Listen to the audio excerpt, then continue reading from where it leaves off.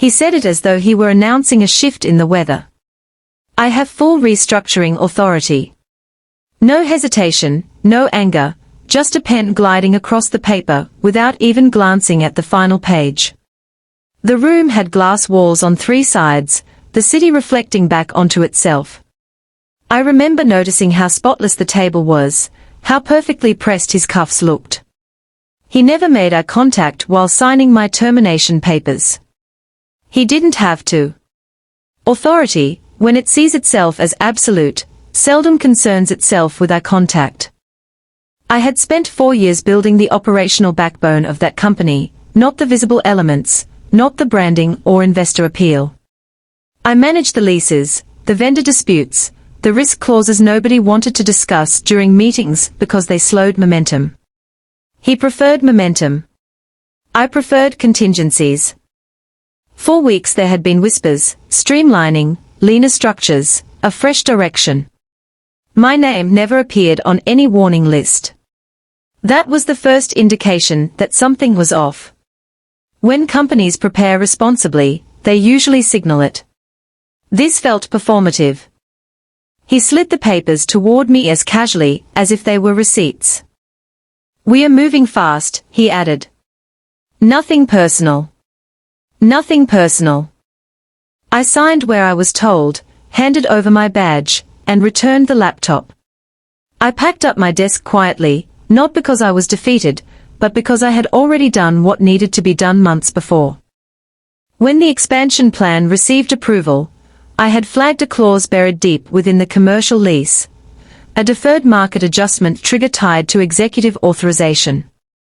It required active renegotiation before a specific deadline. If ignored, it would automatically reset to market rates immediately, aggressive, unforgiving, nearly a 300% increase. I had recommended locking in a long-term rate. He delayed. "We'll have leverage later," he had said. He wasn't someone who believed in securing the doors before a storm arrived. I sent the reminder memo twice. After the second attempt, I archived it. That afternoon, I left without looking back. The elevator ride felt strangely neutral. There was no dramatic music swelling inside my chest, only the quiet understanding that preparation often looks like pessimism until the day it doesn't. The following morning, I was halfway through my coffee when my phone buzzed. A former colleague, one of the junior analysts. "Have you seen this?" she asked, her breathing tight. The landlord had activated the market adjustment clause. A 300% increase, effective immediately, triggered by the missed renegotiation window. The company had expanded into a larger footprint 6 months earlier.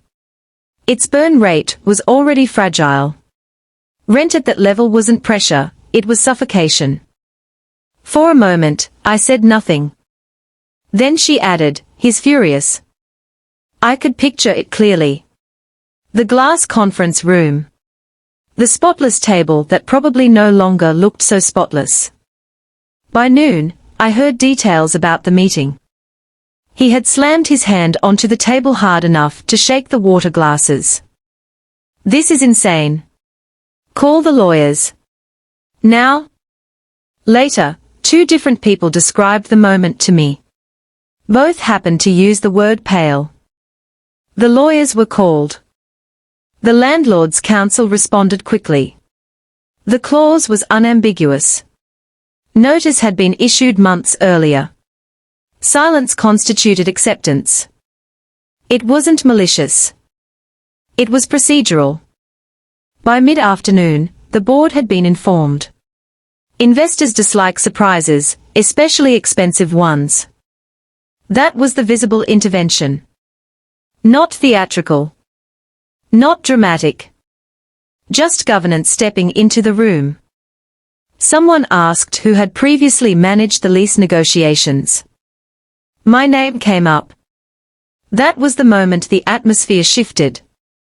Not violently. Not loudly. Just a recalibration.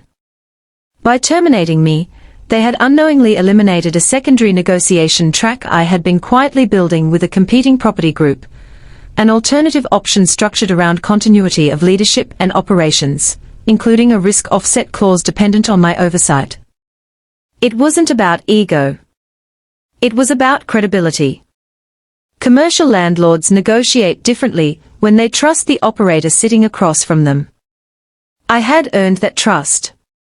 At 6 p.m., a board member called me. Her voice remained calm. "Careful," she said. "We may need your assistance."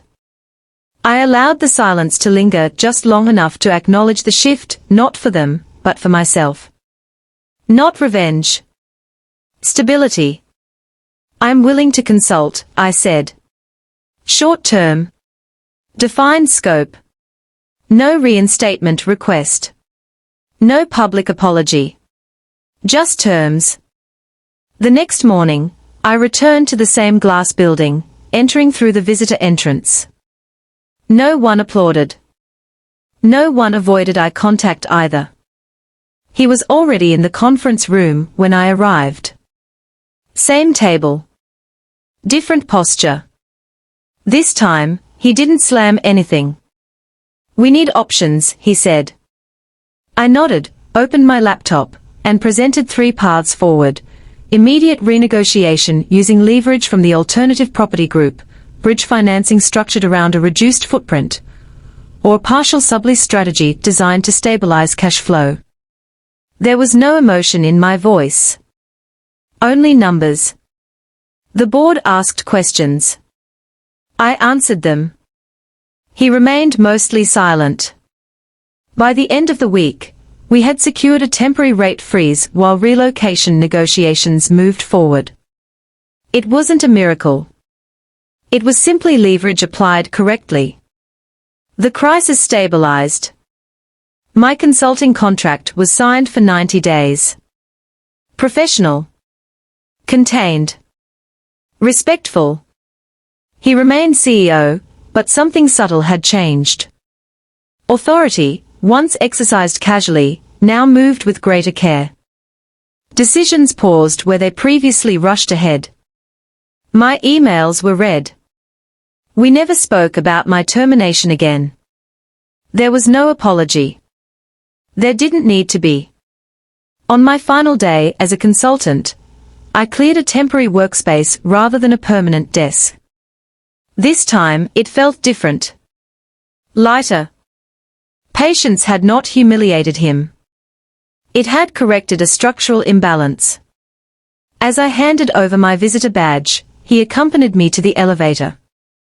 I underestimated how much of this you were holding together, he said, without quite meeting my eyes. It wasn't warmth. It wasn't remorse. It was recognition. That happens, I replied. The elevator doors closed. I didn't celebrate. There was no feeling of victory, only a quiet recalibration within myself. Foresight isn't loud. It doesn't pound tables. It doesn't declare authority.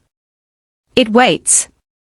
And when the room finally changes, it doesn't need to raise its voice to be heard.